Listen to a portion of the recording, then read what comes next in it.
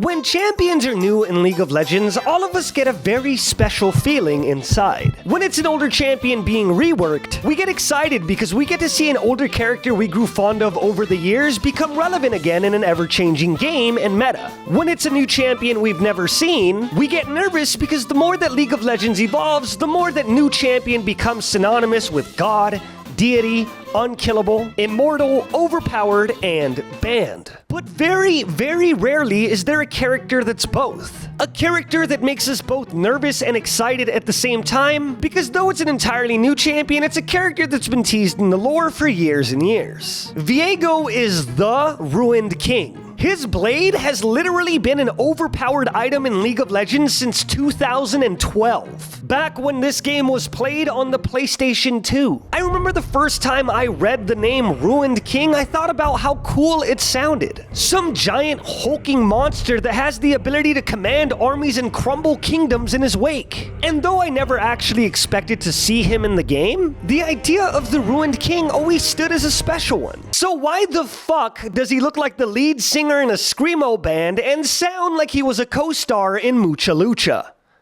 That's so good. Viego is the most overhyped character in League of Legends. Not only has he been teased for 8 years, but on top of getting his own cinematic before release and a fucking skin line, he's also getting a whole video game. Do you want to know what Set got? A goddamn card. A fucking card. This is a champion, Riot. Don't treat them like they're a relative you don't care about on Christmas. I heard of favoritism, but I swear to God, if you guys keep this up, I'm gonna have to call services on your ass for neglect. Viego is a very confusing character. And I'm not just saying that because he could transform into the other 153 champions in the game. I'm saying it because he himself, as a champion, makes no sense. He's a squishy skirmisher that scales okay, has little to no escapes or CC, and is built on his ability to sustain in fights in what is also the most grievous wounds-affected meta of all time. And unfortunately, in the middle of all of these horrible things, he's also my favorite champion in League of Legends. Even though half the game he is essentially a glorified auto-attacker con un acente muy picante. But obviously, I can't explain his kit without giving you guys a look into his deep and rich lore. So I've enlisted the help of my very good friend Hypersugar to do just that. Take it from here, Hypersugar. Young King Viego is obsessed with his love Isolde. And I know she's probably the next champion, but at the time I'm making this video she wasn't out yet, so I replaced her with Britney Spears. Alright, moving on. Because he's so obsessed with her, Viego has no time for the people of his kingdom, so they try to assassinate him. Haha, you missed! Oh shit. So now his queen is dying from a poisoned dagger. So Viego sends his right hand Callista to find a way to heal his queen. And she finds a magical place called the Blessed Isles and brings back magical water to heal the queen. Alright guys, I got the... Hecarim, who's part of Viego's army, manipulates Callista into telling where she got the water. They travel there, but the people of the Blessed Isles refuse to help. So Viego tells Hecarim to kill them all and also kill Callista for treason. Viego drops his queen into the magical waters and for a moment she magically seems to revive and... What the fuck is that? Screaming in pain and wanting to stay dead, she stabs Viego with his sword, and the clash from the magic of the Isles and the magic of the sword caused the ruination and turned the Isles and everyone on it into twisted creatures. Viego doesn't remember any of this and now controls the Black Mist and terrorizes Runeterra to find a way to bring his queen back.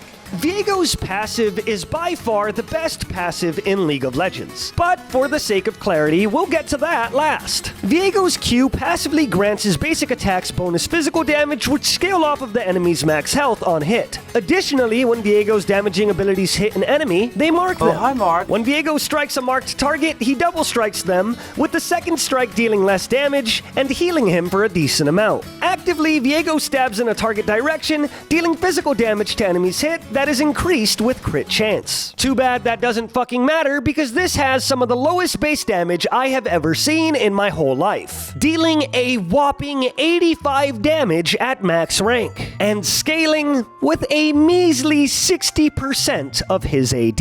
Sure, the cooldown is 3 seconds, but this ability doesn't really deal damage. It's just a way to mark your enemy opponents so that your double strike can keep you healthy enough to keep fighting, while also chunking down tanks. Viego's W charges a dash in a target direction, shooting a skill shot that stuns the first enemy hit. At maximum charge, the stun is 1.25 seconds long to a single enemy. But since it takes an entire second to charge it, and since it's also one of the slowest skill shots in the game, this move is most likely going to be used to reset your auto attacks and mark your enemies for more double strikes. If you pair it with your Q, you can double strike twice at a rapid rate and sustain pretty decently. It's also worth noting that if you Q and then double auto and then W and then double auto, you proc his entire Conqueror. So at least you have some sustain before you get blown the fuck up. Since Viego is pushed to be a jungler, the fact that they made his gank potential rely so heavily on a shitty skill shot is beyond me. Seriously, if you miss this ability, your gank boils down to just trying to punch them as much as you can before they simply just walk away. Here's a list of other junglers in the game that are better at ganking than Viego.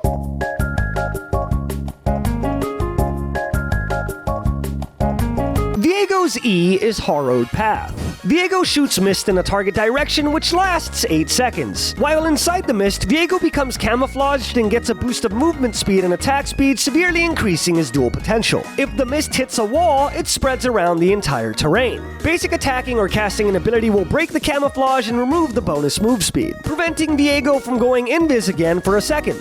This ability gives Viego some much needed mobility and helps his clear time in the jungle, but be sure to not use it too close to the wall when you're clearing camps, or else the mist will spread all the way around the terrain and basically broadcast to the entire enemy team where you're at. There's such a strong level of irony around the fact that the ability that hides Viego is also the ability that tells everyone where Viego is. It's like playing hide and seek with a boombox strapped to your back. I don't know why Viego insists on telling everyone where he is with this ability, but Viego, if you want to tell everyone something, just use Twitter like everybody else. My toes, they're falling asleep. Sitting like this sucks. Viego's ultimate is an AoE blink execute. Viego blinks to a target location, dealing a large amount of physical damage to all enemies in the area and also knocking some of them back. While doing so, he also discards his current possession, which we will get to soon. When using this ability, the most wounded champion in the area of effect is not knocked back and takes bonus physical damage based on their missing health. It may sound confusing, but it's just an AoE execute. That's it. Since this ability resets if Viego gets a possession, it's actually insanely useful and absolutely necessary for Viego to have a chance at being relevant in teamfights. Something fair to note about this ability is that though it scales off of missing health, oftentimes you just have to throw it out to make catches, engage in a fight, or just catch somebody that went over a wall, because for some reason without his ultimate, Viego can't go over walls. Now let's get into talking about the one thing that makes Viego worthwhile. The ability that allows Viego to become an actual champion instead of just being Student Yi, instead of Master. Viego's passive is whenever an enemy champion is killed by Viego, or within 3 seconds of being damaged by him, a Mist Wraith spawns from their corpse for 8 seconds. Viego can attack the Mist Wraith to heal himself for a percentage of the target's maximum health and blink to its location. When doing so, he becomes untargetable for 1 second and becomes the champion killed. He literally transforms into the enemy champion for 10 seconds. I mean, sure, he can't use active items or their ult, but the amount of playmaking potential granted in this ability alone is insane. Mixed with the fact that it also grants him a heal, allowing Viego to get to a point where he can reset and transform into champions is a big mistake. Furthermore, since Viego gets their build for an entire 10 seconds, if Viego manages to kill a fed enemy champion, Viego is now a fed enemy champion, making the life of a carry insanely stressful when facing a Viego, because all it takes is one misstep as a fed Kai'Sa to give them a fed Kai'Sa. Viego is a balancing nightmare. His passive is just so innately powerful and good that making the actual character any better would be impossible to deal with. He's teased as an assassin that's forced to skirmish and fight with little to no escapes. If the enemy team just manages to think for 2 seconds, a squishy Viego will be killed the second that he steps out of the mist.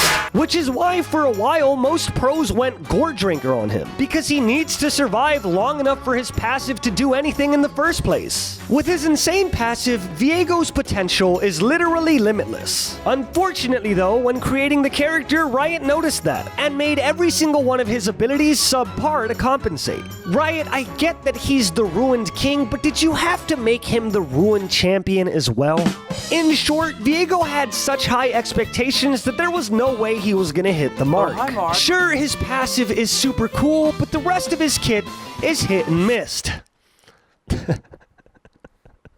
Yes! That's a good joke. I don't care what anyone says. That was a banger. Thank you guys so much for watching this week's episode of Can We Talk About This? If there's something else you want to talk about, leave it in the comment section below, and I'll be sure to get to it. Also, please go follow Hypersugar. I'll link him in the description below. He's a really good creator, and he's awesome, and you guys saw his lore bit, which is fucking sick, and you want to know something interesting? Me and him were supposed to collaborate, but I ended up lagging so long that he made a Viego video, and then when we were going to collaborate, I was like, hey, could you do a lore bit for my video? And he said, well, I did a lore bit for my Viego video. And I went, oh, sick. Cool. Can I just use that in my video and then link them to your video after? And he went, yeah, bro, sure. That's cool. So that Viego bit is actually in his video, which is just as good as the bit. So go watch his video. I'm linking it either on the screen or in the description. Besides that, you can subscribe to me.